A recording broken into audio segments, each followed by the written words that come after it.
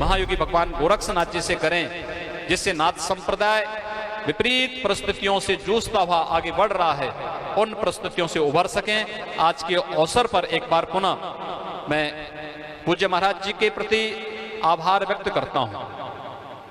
उन्होंने पूरे नाथ संप्रदाय के इस अनुरोध को स्वीकार किया कि अपना उत्तराधिकारी अपने समय में बनाना। एक बड़ी चुनौती है भारत के संत समाज के सामने।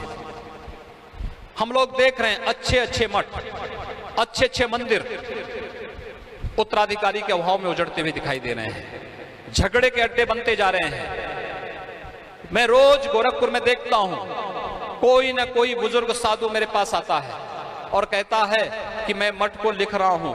मैं कहता हूं क्यों? वो कहता है कि कोई शिष्य नहीं है। मैं कहता हूं मैं कितना शिष्य बनाऊंगा?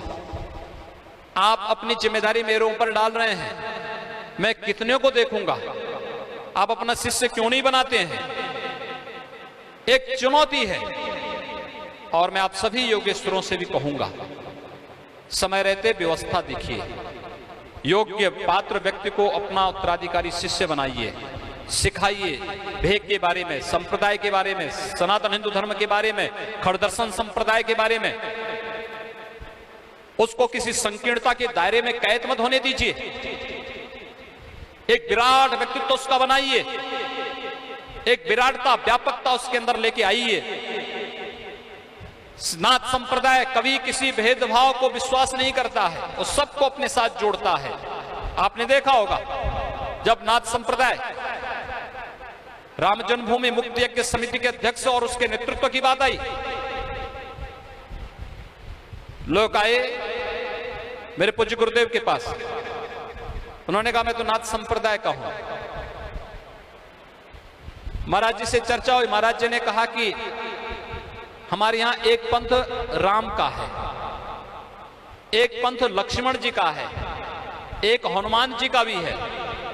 तो अगर नाथ संप्रदाय का योगी नहीं नेतृत्व देगा तो कौन नेतृत्व देगा?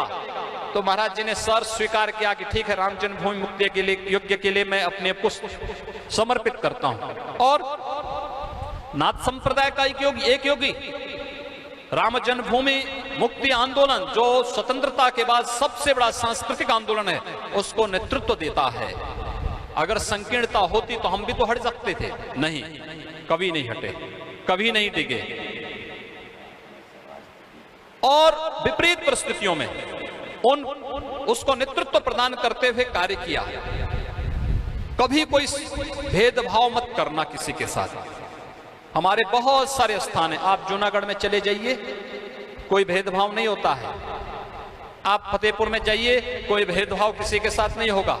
आप हरिद्वार में जाइए, बाबा वहां पर गुरु गोरखनाथ मंदिर और अखाड़ा है, महंत चेताईनाथ जी महाराज के नेतृत्व में वहां पर थोड़ा बहुत कभी लोगों को परेशानी होती होगी, सुरेंद्र सूरजनाथ जी महाराज जैसे लोगों को, लेकिन कोई भेदभाव वो भी नहीं करते।